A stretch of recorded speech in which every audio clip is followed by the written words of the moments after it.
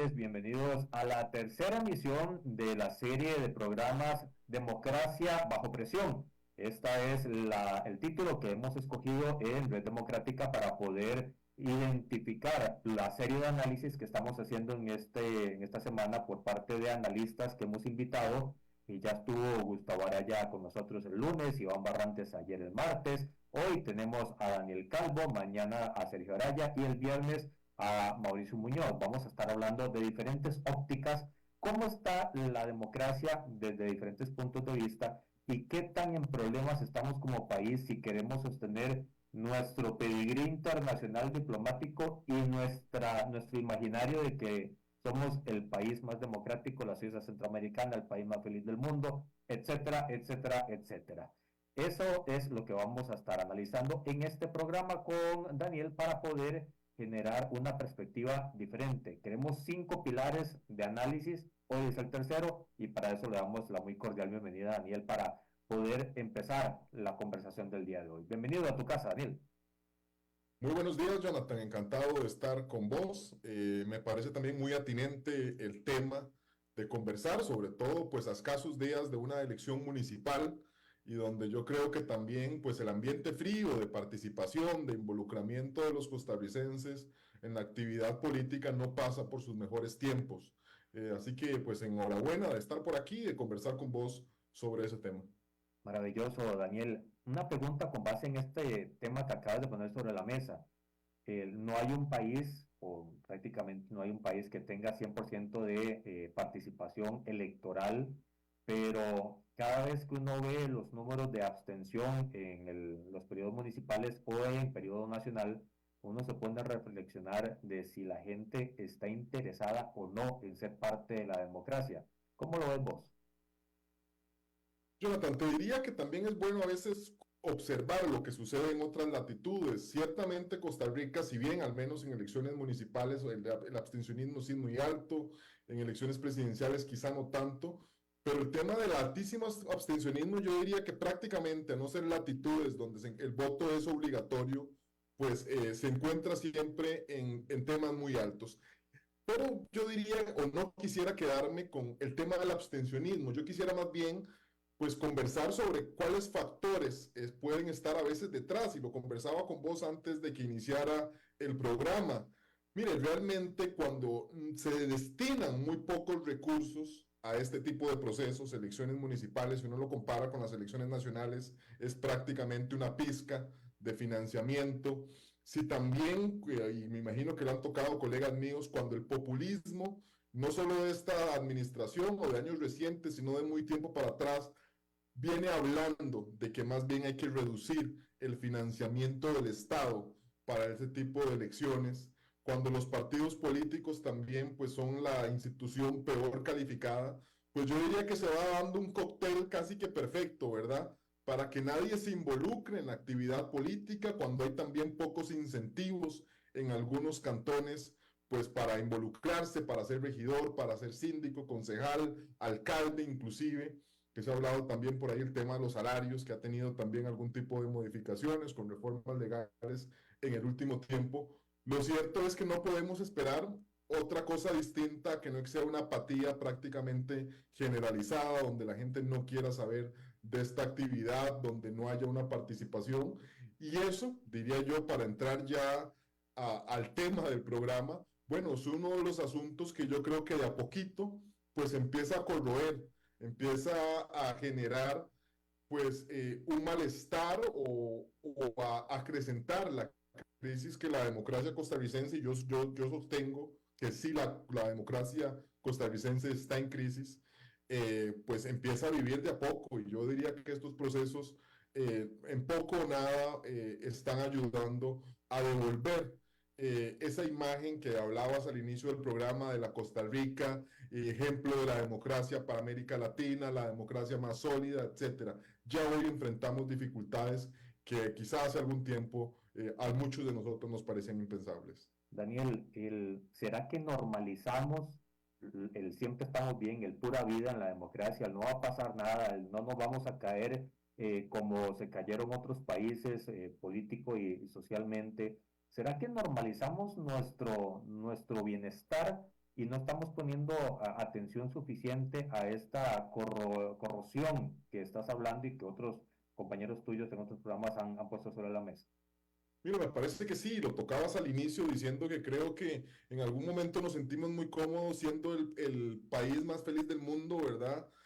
También sacamos pecho y pecamos, yo diría, de arrogantes en creernos pues la democracia más sólida de América Latina, creyendo que ciertas situaciones no iban a pasar en Costa Rica y ciertas situaciones, me refiero yo a no solo al tema democrático, son temas también pues concatenados, como por ejemplo ve lo que está sucediendo con el tema de seguridad. Antes era impensable pensar que en Costa Rica pues algo pudiera estar así. Ve el narco, que el narco también, yo diría que ya también de a poco se empieza a meter en el aparato estatal, en los partidos políticos, y eso también pues coadyuva a esa corrosión de la que mencionabas, que nosotros decíamos, no, es que eso sucede en México, es que eso puede suceder en El Salvador, donde están los maras, mira, eso puede suceder en los países más pobres.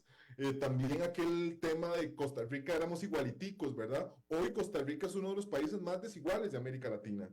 Y yo creo que son todos esos temas que los perdimos en algún momento de vista y sobre todo creo que no se hicieron las reformas políticas a tiempo. No solo el tema era haberlo logrado, sino que teníamos que ir en el tiempo corrigiendo, tomando serie de reformas. Se fue pateando la bola hacia adelante, no se tomaron y hoy estamos en una situación, yo diría, pues bastante compleja.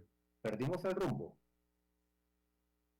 Mira, creo que por momentos sí, creo que se ha intentado a veces recuperar, inclusive yo creo que hay que ser a ese nivel de criticidad. Si uno realmente se devuelve, y me atrevería a decir, no hace tanto tiempo, no sé, unos 20, 30 años, yo creo que ya también esa institucionalidad, y institucionalidad me refiero pues al aparato estatal, también al aparato de los partidos políticos.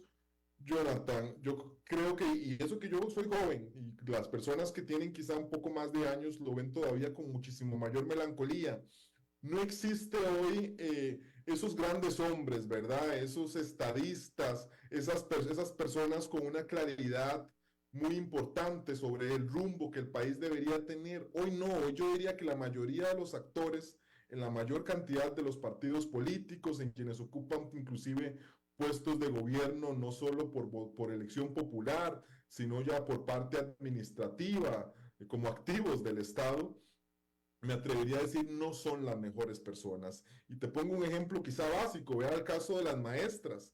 Antes uno recordará y escuchará historias de nuestras madres, de nuestras abuelas, pues los educadores eran quizá, ¿verdad?, las personas mejor preparadas, con una mayor claridad. Existía también una muy buena remuneración, o tal vez no muy buena, pero al menos una digna remuneración. Hoy yo creo que se ha perdido ese tema también de remuneración, del prestigio del servicio público, y yo creo que estamos en una crisis en todas partes, ¿verdad? En la educación, por ejemplo, que lo he mencionado, en seguridad, y eso bien que mal, pues trastoca los principios en los que se debe cimentar una democracia en cualquier parte del mundo. Daniel, la visión a largo plazo para sostener una democracia es primordial. El que pierde el rumbo es porque dejó de tener un punto de vista en el horizonte. ¿Nuestro país tiene un punto de vista a largo plazo o somos tan cortoplacistas en todo que ese puede ser el principal o uno de los principales errores que hemos cometido en la historia? Mire, Jonathan, yo creo que era el informe del Estado de la Nación, no recuerdo si era del año anterior o el tras anterior, que lo ejemplificaba de una manera pues muy fácil de comprensión. Y era que la luz larga de los vehículos, ¿verdad?, se nos apagó. Hoy solo tenemos una capacidad de ver ese cortoplacismo, ¿verdad? De administrar más que de gobernar, ¿verdad? Yo diría que muchos de los gobernantes, pues, si puedo patear la bola hacia adelante con cierto tema, pues pateémosla, no me voy a meter en enredos, no voy a sacrificar popularidad, voy a mantenerme ahí con nadadito de perro y hasta que llegan puntos, ¿verdad?, en el que estamos en una encrucijada en el que se toman decisiones o no. Te pongo uno que quizás ha sido, yo diría, el más eh, evidente en los últimos años, la reforma fiscal. Venimos hablando de una reforma fiscal, por ejemplo, desde el 2002. Todos los gobernantes, yo diría, unos con más, unos con menos responsabilidad, fueron pateando la bola hacia adelante, no solo también, digámoslo, el gobierno, porque también la oposición, y podemos recordar, por ejemplo, el Partido Acción Ciudadana con aquella férrea oposición a la reforma impulsada por la administración de Laura Chinchilla. Bueno, la papa les estalló en la mano y no les quedó más remedio que haber, yo diría, irresponsablemente pensando en el largo plazo de la necesidad de tomar una reforma fiscal que inclusive la del 2010 era muchísimo más progresiva, muchísimo más amigable. Bueno, no se hizo y Luis Guillermo tampoco tuvo pues esa mirada de largo plazo, esa luz larga. Y bueno, a Carlos Alvarado le estalló la papa en la mano, te decía, o se hacía o realmente el país pues corría ya un riesgo importante. Y eso yo creo que es un tema que lastimosamente en nuestra idiosincrasia pues no ayuda, ¿verdad? Es esperarnos hasta el último momento, hasta la sapriora, como decimos algunos los morados, ¿verdad?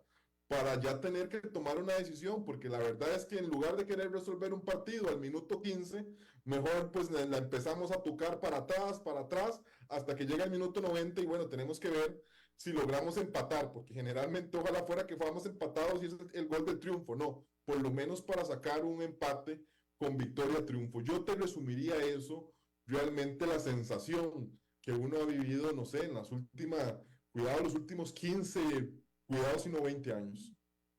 Se ha vuelto un concurso de popularidad a lo que estás diciendo de no quiero ver sacrificado mi caudal de respaldo, mis fans en redes sociales, las me gusta, el buen apoyo. Es eso, a ver, las redes sociales y la comunicación como la conocemos hoy día vino a corroer la toma de decisiones. Sí, por diferentes razones. Estamos hablando de que hoy, me atrevería a decir, pues preocupa más las formas que el fondo. Y aquí yo creo que sí ha variado muchísimo. Inclusive yo te hacía mención a las personas que se involucran en la actividad política. Ya uno, por ejemplo, ve que son personas, y creo que Costa Rica todavía está teniendo sus primeros pasos, pero en algún momento va a sufrir lo que está viendo México, Colombia, lo que vivió El Salvador, lo que ha vivido Ucrania, Estados Unidos. ¿Qué es eso? Que las personas que se involucran, y no quiero con esto demeritar a profesiones ni mucho menos, son personas ligadas al espectáculo. Bien lo decía Vargas Llosa, ¿verdad? Con la civilización del espectáculo, son personas ligadas o futbolistas, ¿verdad? O son personas humoristas, por ejemplo, Jimmy González, por ejemplo, el presidente de Ucrania, son también influencers hoy metidos en política, ¿verdad? En algunos países, actores, ¿verdad? En el caso mexicano, por ejemplo, colombiano, se ve con muchísimo más fuerza. Yo no descartaría, Jonathan, que estemos vacunados contra eso y que en algún momento, pues, lo vayamos a ver. Y también diría yo que la preocupación es esa, las formas, la popularidad. Yo no tomo esta decisión por más responsable que sea porque no se ve bien. Esos también políticos que yo diría que son políticos para redes sociales, ¿verdad? Lo que les importa es la foto o el videíto, ¿verdad? Más allá del tema de la decisión. Y eso yo creo que sin duda el tema de la prensa, el tema de la civilización, del espectáculo en la que hoy vivimos, y súmele también todo el papel de la desinformación que me decías, Gustavo Araya, que estuvo hace algunos días también, pues quiso desarrollar o ampliar sobre el tema. Yo creo que son varios de los temas en que están poniendo en aprietos la solidez del sistema democrático, y no solo en Costa Rica, yo diría que también pues a nivel mundial. Uno se pone a ver, por ejemplo, lo que sucede en China, lo que sucede, yo creo que también hay que decirlo, en el propio Salvador. Hay gente que prefiere pues ceder parte de sus libertades con tal de que el Estado les resuelva o les garantice un nivel de seguridad, un nivel también de carácter económico, y también se van perdiendo quizás los temas del occidental, ¿verdad? La democracia, bien que el mal, es una concepción occidental, y yo creo que el capitalismo de Estado, por ejemplo, chino o demás, pues empieza a seducir a otros países en diferentes latitudes, y yo creo que en América Latina no es una excepción. Si viéramos la democracia como una cebolla donde se van perdiendo las capas conforme se va pelando, cuáles son las capas que ya están, que ya perdimos, cuáles están comprometidas y cuáles hay que resguardar hasta el último segundo. Es una pregunta compleja. Yo creo que de momento hemos empezado a ver con mayor fuerza temas sintomáticos del deterioro de la democracia. Pero creo que, digamos, en esas capas más profundas, lo que tenemos, que yo creo que ya también hemos empezado a ver algún tipo de amenazas y lo que Costa Rica siempre, diría yo, se diferenciaba o lo que te decía yo en esa actitud arrogante que creo que nos caracterizó por muchos años, era la solidez de nuestra institucionalidad. Es decir, no éramos sujetos al vaivén de un sujeto político, de un experimento, habían también ciertos mecanismos de control, pero lo cierto es que se han venido instalando también por parte de la prensa, también por parte, y hay que decirlo, y también ser crítico de esa institucionalidad, una institucionalidad que no dio los resultados esperados, ¿verdad? Y eso ha sido un fenómeno también que se habla, por ejemplo, en la ciencia política, que se habla de, ¿cómo es que se llama?, de una erosión democrática, ¿verdad?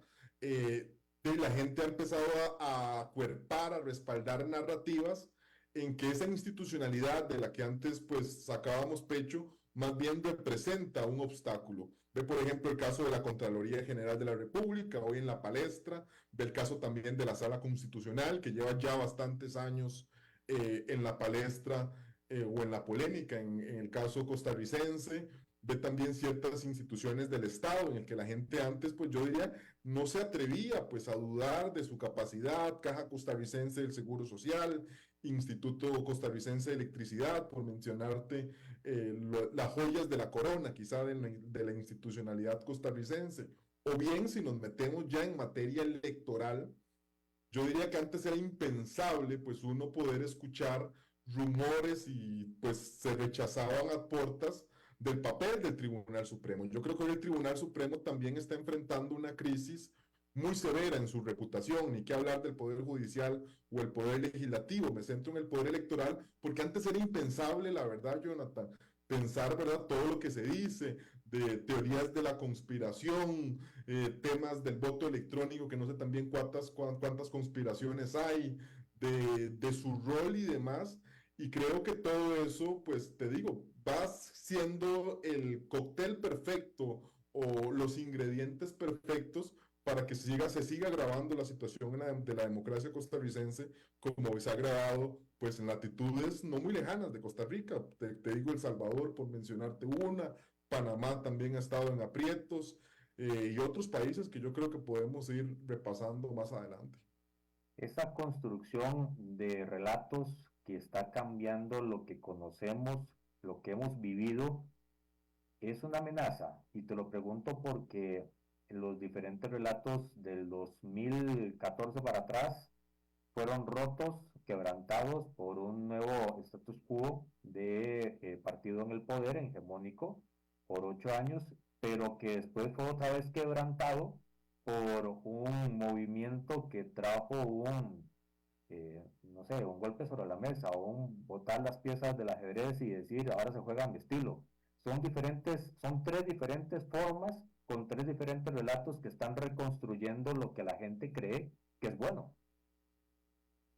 Yo lo veo quizá un poco de una manera distinta. Yo creo que, por ejemplo, el modelo anterior, aquel bipartidismo que quizá ha venido pues rompiéndose quizá desde el 2002 aproximadamente, en el 98 todavía pues se manifestaba fuerte y sobre todo en materia legislativa, no ha tenido, digamos, ya muerto, sí, pero digamos, pero todavía no hemos llegado al nuevo escenario en el que estamos. Creo que hemos tenido escenarios de transición, por ejemplo, sabíamos que tarde o temprano tenía que romperse, eso le sucedió al Partido Acción Ciudadana también por un montón de factores, y yo diría más por debilidad de los actores tradicionales que por un tema de capacidad propia. Después creo que también se sabía que en algún momento íbamos a llegar a un tema del surgimiento de un outsider. Yo identifico, por ejemplo, ya que Rodrigo Chávez cumple con muchísimo de esos requisitos de los que se hablaba del tema del outsider. Entonces todavía yo diría que el sistema no termina de descomponerse. Llevamos quizá 35 años donde los partidos políticos, te decía, son la institución peor calificada por los costarricenses. y yo diría que ya el sistema de partidos como tal no existe. A mí no me sería sorpresivo, por ejemplo, que un partido que se logre conformar en este 2024, 2025, y que hoy no lo tenemos en el radar, del que nadie está hablando, tira una figura y alcanza la presidencia. Eso era antes completamente impensable. Hoy realmente no tenemos a todos los actores en el radar, y eso me parece que es peligroso. ¿Por qué? Porque el poder se encuentra suelto. Nadie sabe quién realmente lo va a agarrar, y bueno, y puede hacer también que lo agarre actores responsables, puede hacer que no. Entonces creo que ese es el ambiente en el que vivimos, de absoluta incertidumbre en lo político. Y me salgo quizá un poco aquí del romanticismo siempre de los politólogos y del tema en general, de la crisis democrática, etcétera. Lo cierto es que también Costa Rica peca mucho de ombliguismo. Jonathan, desde afuera nos están observando. Desde afuera quizá una empresa internacional quiere venirse a Costa Rica, que ahora se está viendo también beneficiada por una coyuntura internacional como el nearshoring, y por ejemplo dice, no hombre, es que yo en Costa Rica no sé quién diablos, y perdóname la expresión, quién diablos va a quedar de presidente en la República. Y yo no sé si me va a salir con que no me va a creer en zonas francas, por ejemplo, con que ve, por ejemplo, eh, el cambio radical que hemos tenido de los beneficios a los exportadores. Hoy en esta administración los grandes beneficiados son los importadores. Es decir, el mapa, el tablero, creo que es la palabra correcta, el tablero te puede cambiar en cualquier momento. Y dependiendo de cómo te cambie ese tablero, también el tablero determinará qué actores o no entran en juego. Y entonces, como no sabemos el tablero, muchísimo menos los actores. Es que esa es la manifestación del síntoma, pero si nos vamos al síntoma per se, vemos que a la gente, a los que están en puestos presidenciales, los escoge el pueblo. Y el pueblo está muy cambiante en sus posiciones. De una Unidad Social Cristiana pasó a un Liberación, después pasó a un PAC, después pasó a un Chávez. El tema es esa inestabilidad, qué es lo que está buscando y si esa inestabilidad es un síntoma de que nuestros fundamentos democráticos no están siendo bien formados y bien sustentados. Jonathan, yo te diría que eso que está sucediendo y que también, pues creo que el informe del Estado de la Nación de la elección del 2018 me parece que lo reflejó con exactitud, también creo que fue el del 2014, de cómo alguien pasa, por ejemplo, a ser votante del Movimiento Libertario en una primera ronda a votar por el Partido de Acción Ciudadana en la segunda, ¿verdad? Y uno dice, bueno, es que eso a todas luces es impensable, pero lo cierto es que te decía yo, quizá para mí, y aquí yo creo que tendré un sesgo politológico, diría yo, en el momento en el que los partidos terminen por morir, yo diría que ya la democracia, ahí sí cierto que a mi criterio, pues estará muy cerca probablemente de tocar fondo.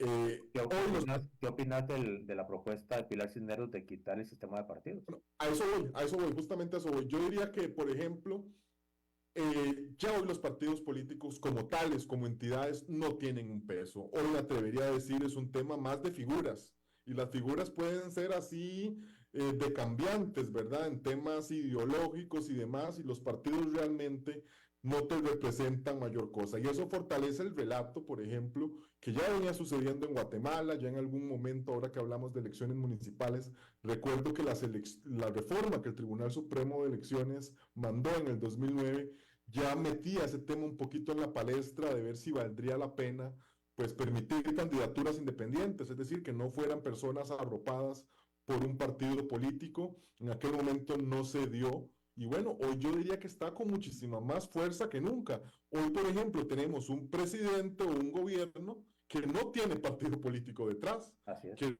realmente la gente no sabe cuál es ahí. Y yo creo que a la gente tampoco eso le dejó de preocupar.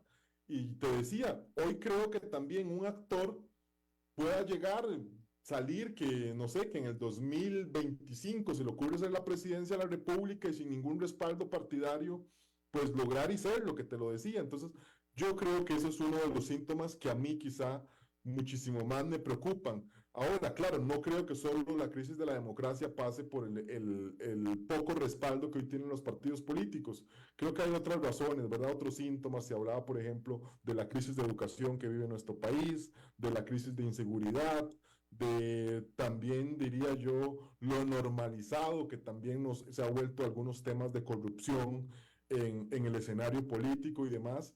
Y todo eso suma, yo diría que para ponernos y obligarnos a una reflexión. Quisiera creer que todavía estamos a tiempo para hacerlo, pero yo diría, y lo comentaba también con vos minutos antes de iniciar la grabación del programa, se requieren realmente reformas profundas a nivel electoral, a nivel del sistema educativo, a nivel del sistema pensiones, a nivel del sistema seguridad, y no veo en este momento un valiente, alguien que efectivamente quiera comerse la bronca, como en jerga de don Rodrigo Chávez, para resolver estos temas, pensando también más allá de la inmediatez en el largo plazo.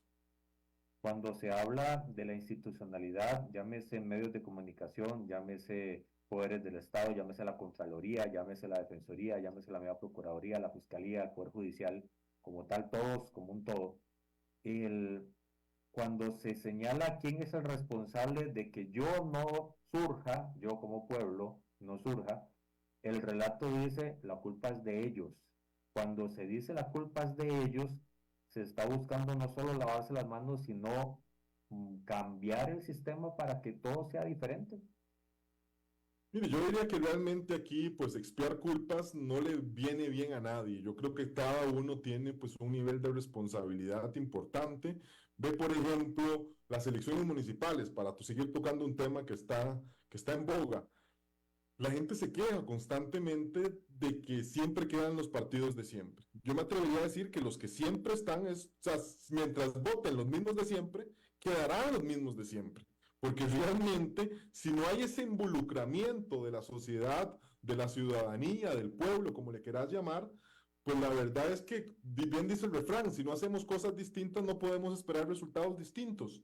Y creo que ese es el tema. Yo creo que la gente todavía no termina de concientizar. También creo que en esta sociedad tan desigual que se ha convertido Costa Rica, para una amplia mayoría de los costarricenses, sobre todo quienes se encuentran en los estratos más altos, mire, poco o nada les interesa porque quienes vayan a quedar porque no tienen un nivel de incidencia, diría yo, mayor en su vida, ¿verdad? En la recolección de servicios, ahí, etcétera.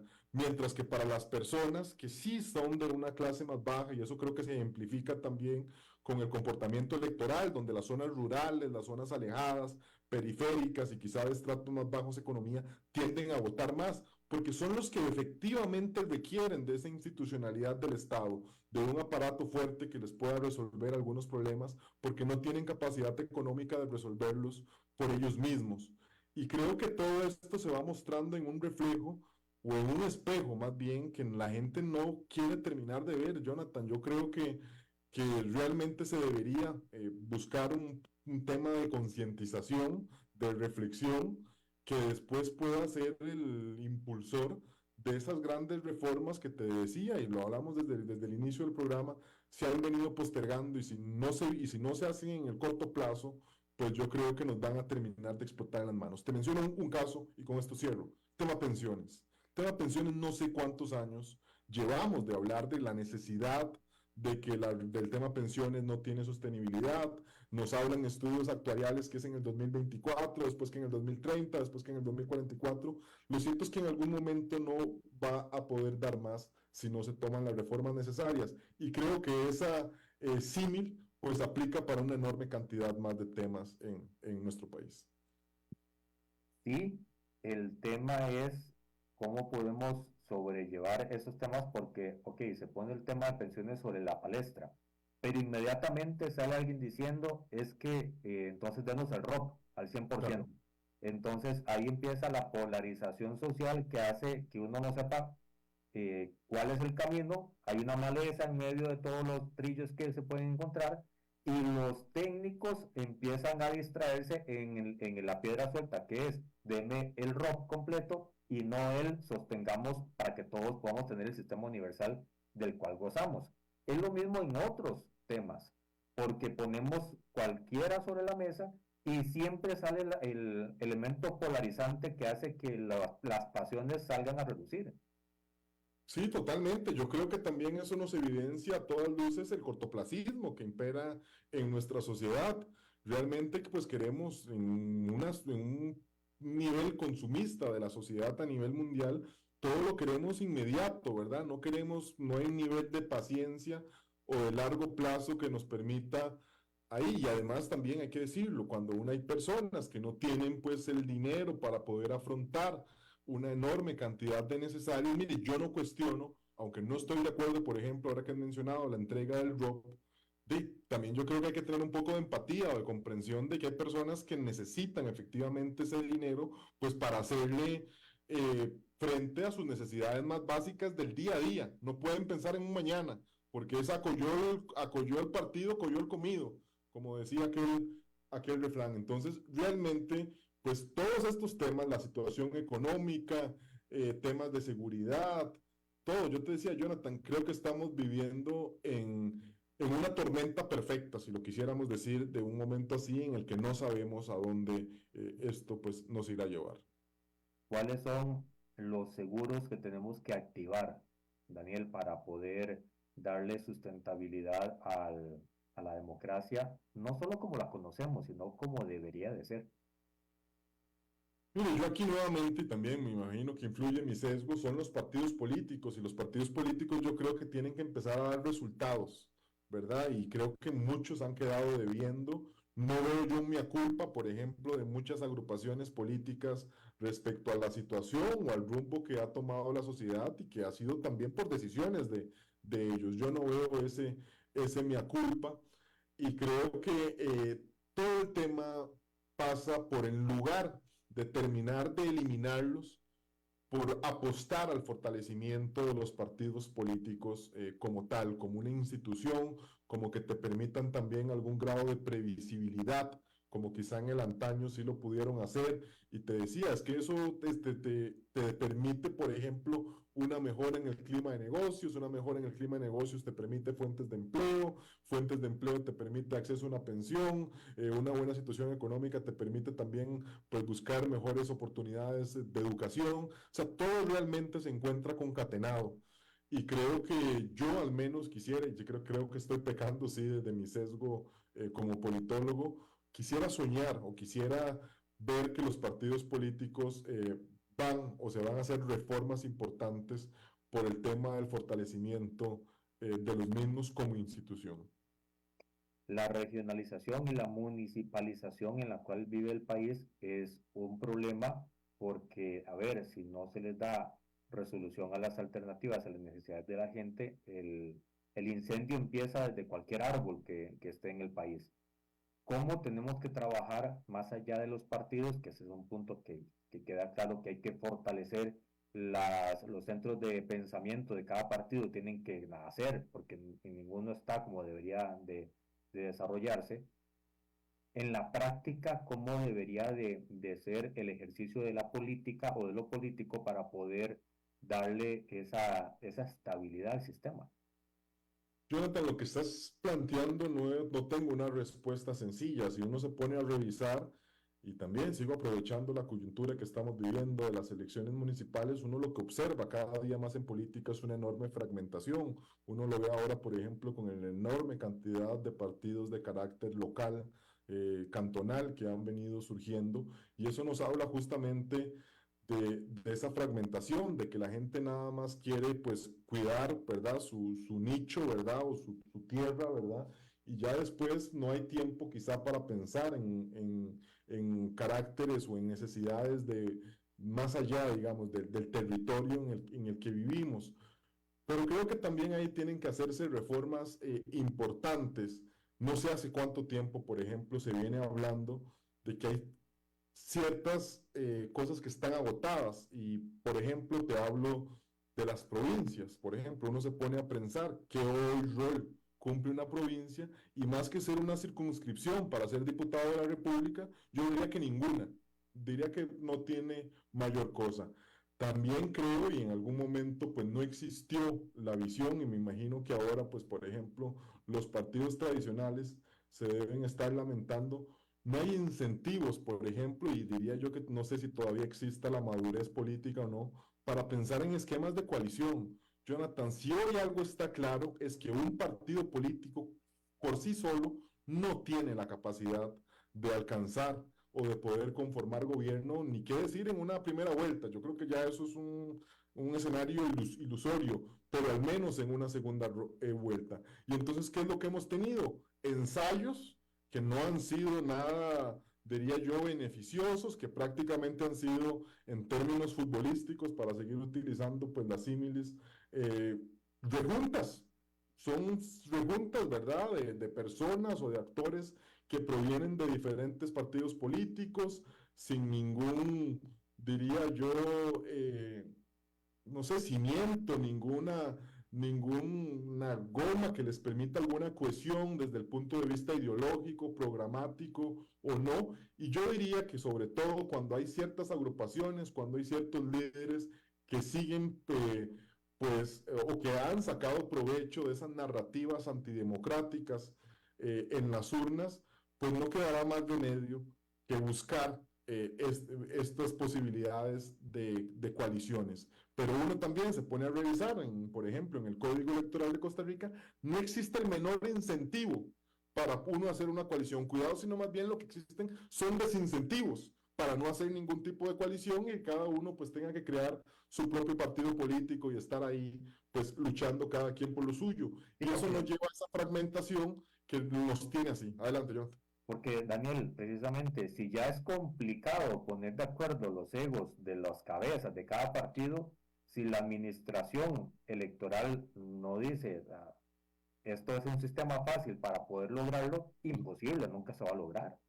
Mire, estás hablando también del tema de las cuotas de poder, que es quizá el que la gente más pues logra ahí. Pero es que detrás del tema de las cuotas de poder, Jonathan, hay un tema también que yo diría es el que posiblemente requiere mayores tipos de reformas, y también lo conversaba con vos en una rica conversación antes del programa, que es el financiamiento electoral.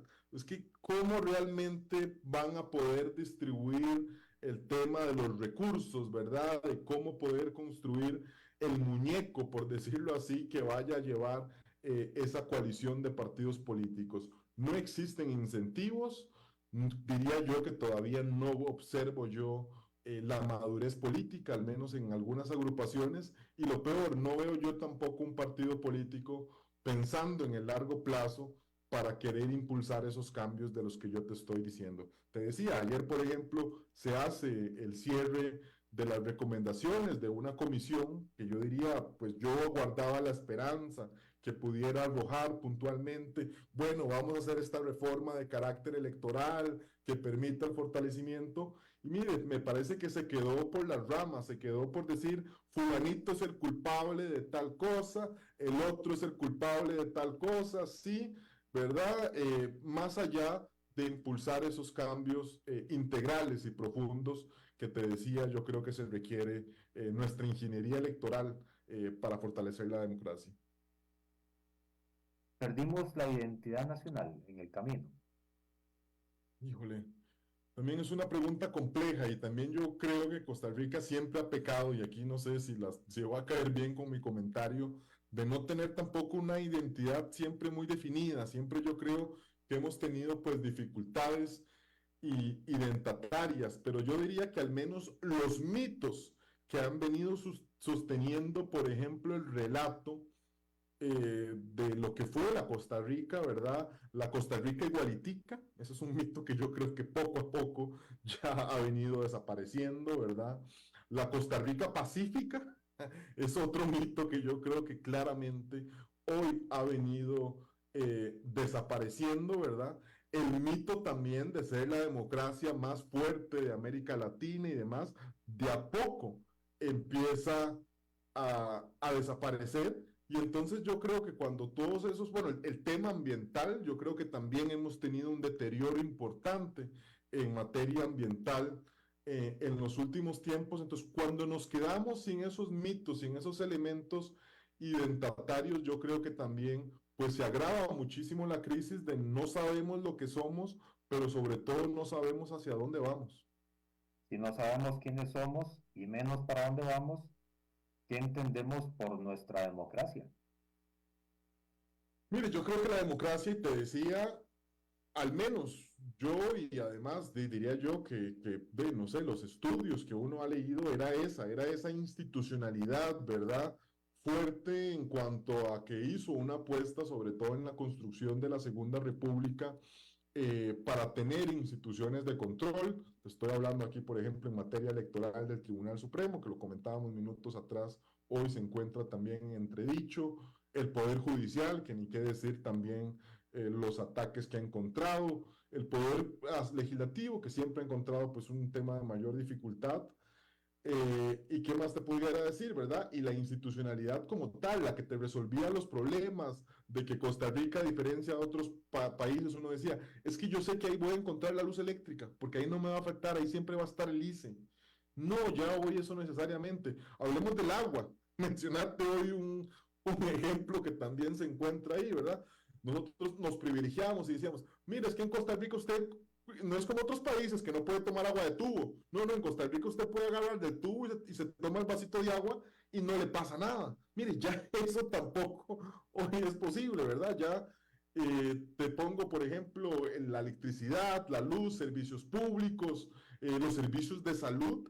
Y te diría yo que para mí yo diría que debería ser el pilar y por donde debería empezar a resolverse eh, pues todo, el sistema democrático también como tal, que es la crisis educativa que nuestro país viene acarreando, que yo diría que claramente pues se agravó muchísimo con el apagón educativo del tema de la pandemia, pero lo cierto es que con o sin pandemia ya veníamos realmente mal con el sistema educativo. ¿Qué sucedía también en el pasado? Y con esto cierro para ilustrarte.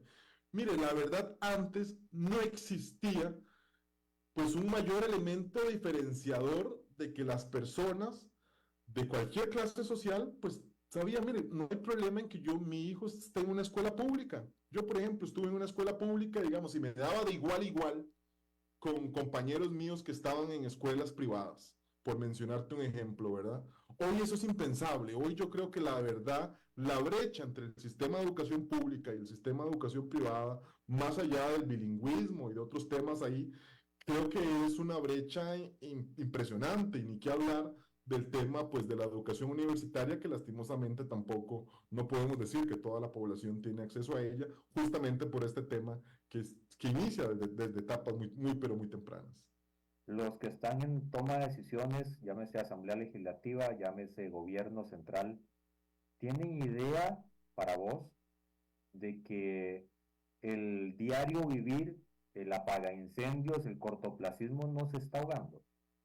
No, yo diría que no, yo diría que se vive y diría que también es difícil, se vive en un tema de apagar el incendio. O sea, de verdad, de ver que, bueno, si el programa de radio de la última semana o los medios de comunicación están hablando, bueno, entonces este es el tema más importante, resolvamos esto, démosle una situación, vuelven a sacar otro tema, pero se pierde de vista que hay temas que vienen desde hace muchísimos años y no hace falta que salgan titulares, que sean el tema de moda de los medios de comunicación de esta semana o de esta quincena, pues para que los diputados les entrara, pero la verdad es que los legisladores, el Poder Ejecutivo como tal, yo diría que pues vive realmente pues para apagar incendios y no hay esa visión integral de ver, te decía yo, no solo el árbol, sino también pues poder observar todo el bosque.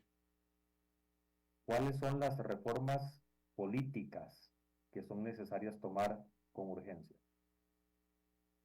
Híjole, me parece que son muchísimas. Yo diría que todo lo referente al tema de seguridad social, yo creo que es fundamental, no solo por el tema de pensiones, el alto nivel de informalidad, por ejemplo, que vive nuestro país desde hace muchísimos años, con una informalidad más del 40%, los pocos incentivos, y eso lo vivimos quienes trabajamos en lo propio, ¿verdad? De poder tener facilidades para ser trabajadores independientes, para poder emprender, infinidad de temas por ese lado. Todo en el tema sistema educativo, que yo quisiera que fuera, por ejemplo, el que más se le preste la atención. Hoy vea, por ejemplo, cómo se está abordando el tema de seguridad, Jonathan. Lo que se está abordando son temas punitivos, temas de endurecer. No hay yo no he visto ningún tema preventivo. No veo que, por ejemplo, haya un solo proyecto de ley de estos 10 que están definidos como prioritarios, que vaya un fortalecimiento integral de la educación, etcétera. Eso no sucede así. Te diría, bueno, todo lo que tiene que ver con seguridad social, te decía todo lo que tiene que ver con el sistema educativo, y bueno, por el tema del que estamos abordando hoy, yo diría que todo lo que tiene que ver con materia de ingeniería electoral, pero me centraría sobre todo, porque hay muchísimo que se puede abarcar con todo el tema del financiamiento electoral, que me parece a mí es lo que pudiera ser más equitativo, pudiera profundizar o incentivar el fortalecimiento de los partidos políticos, la participación, etcétera, y además que se sigan o que adquieran todavía un mayor protagonismo, pues capitales que se involucran en política de dudosa procedencia. Esos capitales de dudosa procedencia están minando no solo el sistema financiero y el sistema político, sino también el social. Es quizá una de las más grandes amenazas que tenemos como país.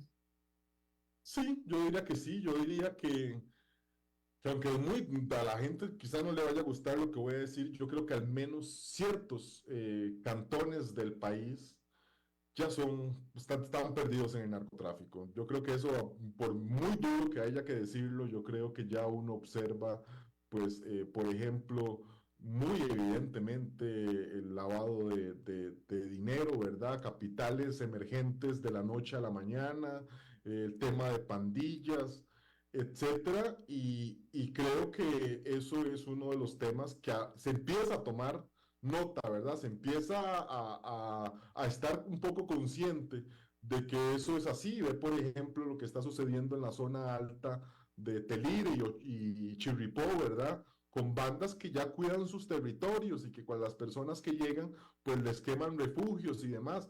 Eso realmente es como estar viendo la serie Narcos en México. Era algo que uno no pensaba que en Costa Rica pues se pudiera suceder, y lastimosamente yo diría que ya nada nos diferencia de esos ambientes que algún día pensamos que no eran posibles en Costa Rica.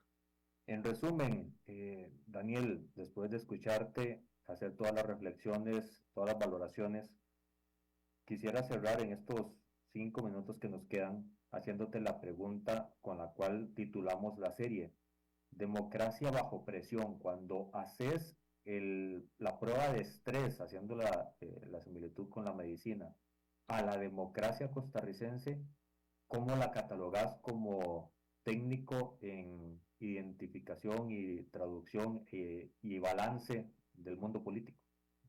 Mire, ¿sabe qué es lo que más me preocupa de esa democracia en estrés? Que no tenga las válvulas de escape en este momento para liberar, aunque sea de manera, no sé, periódica, un poco ese estrés. Creo que el estrés se está concentrando, se está acumulando, y yo diría que en algún momento esa persona va a explotar, ese sistema como tal, ¿verdad? Va a explotar, y no creo que vaya a explotar pues en términos pacíficos, en términos eh, beneficiosos para el país. Yo creo que se está haciendo, y te lo he venido repitiendo a lo largo del programa, venimos sumando cada vez un ingrediente más a ese cóctel Molotov que en algún momento, tarde o temprano, eh, Dios quiere no, pero pues nos pudiera explotar en cualquier momento. Las protestas de los últimos años, donde se cerraban carreteras, donde era muy beligerante el enfrentamiento con el gobierno, esos son síntomas de que algo más grande se puede estar gestando a lo interno de la sociedad. Mire, lo que voy a decir también no sé hasta qué punto gustará o no, pero mire, yo me sentía muchísimo más tranquilo cuando teníamos niveles de protesta periódicos, que eran justamente esas válvulas de escape que te decía yo, permitían descompresionar un poco la presión que vivía el sistema. Hoy se han hecho también cambios importantes y demás, donde yo diría, pues esas personas hoy no tienen ya inclusive la posibilidad de poder manifestarse, de poder llevar a cabo pues de manifestar sus puntos en contra, y mi peligro es que se acumulen, como te decía, y que eso en algún momento pues por reventar de una forma violenta. ¿Cuál es tu consejo para quienes están en el poder hoy, para evitar que esa olla de presión reviente? Mire, mi consejo yo diría que sería por empezar a tomar esas reformas, por no seguir pateando la bola hacia adelante. Entiendo que todos los temas de los que hemos hablado, pues es imposible resolverlos en el corto, en el mediano plazo, pero sí que al menos pues puedan priorizar y que también puedan ver quizá un poco más allá del árbol, sino el bosque, cuáles son los temas más profundos. Es decir, que no se dejen absorber por el incendio del día a día y sino que puedan tener una agenda clara de cuáles son los temas que se deben reformar en nuestro país, que por momentos me parece no se tienen tan claros. En el buen entender, apagar las redes sociales. No diría que sean necesariamente las redes sociales te pueden servir de termómetro y demás, pero yo diría que pensar que hay un mundo más allá de las redes sociales. Creo que el mundo que sucede en redes sociales es importante, te puede servir de termómetro para algunas cosas, pero como decíamos hace algunos años, y creo que todavía eso no ha variado mucho, no necesariamente las redes son el mundo real. Daniel, muchísimas gracias por tu aporte y por tu lectura. A las órdenes, Jonathan, ha sido muy rico conversar con vos y a las órdenes siempre para hablar de estos y otros temas. Red Democrática cumple así el tercer episodio de la serie Costa Rica, Democracia Costarricense Bajo Presión.